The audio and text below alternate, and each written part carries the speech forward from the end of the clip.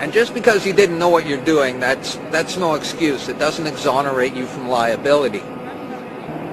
There was a bankruptcy in 1933, and the central bankers came in and said, we have a mechanism whereby you can continue to conduct commerce even though you're bankrupt and there's no money. Pledge your citizens as collateral. That happened in 1933, the bankruptcy. And that, by no coincidence, is why these started to be issued in 1933. So you may be walking around thinking you're free and you have rights. But the bottom line is that you are owned, you are a chattel, you are a slave. And these people own you. And that's why they can do things to you against your will. Because you comply. Right now I'm going to just read a quote from Edward Mendell House and what he had to say in a private meeting with Woodrow Wilson, president between 1913 and 1921, from the private papers of Woodrow Wilson. Quote, very soon, every American will be required to register their biological property in a national system designed to keep track of the people, and that will operate under the ancient system of pledging.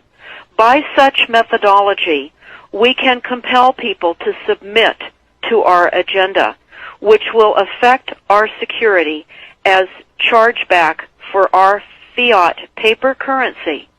Every American will be forced to register or suffer not being able to work and earn a living. They will be our chattel, and we will hold the security interest over them forever by operation of law merchant under the scheme of secured transactions. Americans, by unknowingly or unwittingly delivered the bills of lading to us, will be rendered bankrupt and insolvent, forever to remain economic slaves through taxation secured by their pledges. They will be stripped of their rights and given commercial value designated to keep us a profit that will be none the wiser. For not one man in a million could ever figure out our plans. And if by accident one or two would figure it out, we have in our arsenal plausible deniability. After all, this is the only logical way to fund government, by floating liens and debt to the registrants in the form of benefits and pledges. This will inevitably reap us huge profits beyond our wildest of expectations and leave every American a contributor to this fraud, which we will call social insurance.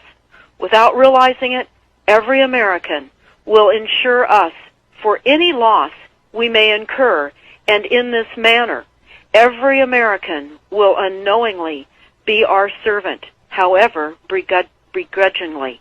The people will become helpless without any hope for their redemption, and we will employ the high office of the President as our dummy corporation to foment this plot against America.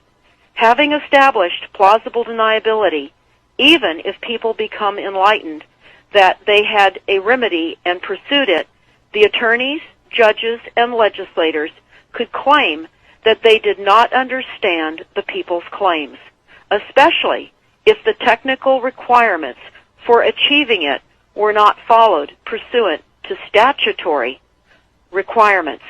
Requiring the public schools to teach civics, government, and history classes out of federally approved, politically correct textbooks written by the publishing houses owned by the owners of the Federal Reserve would assure that the people would not discover the remedy for a long time, if ever.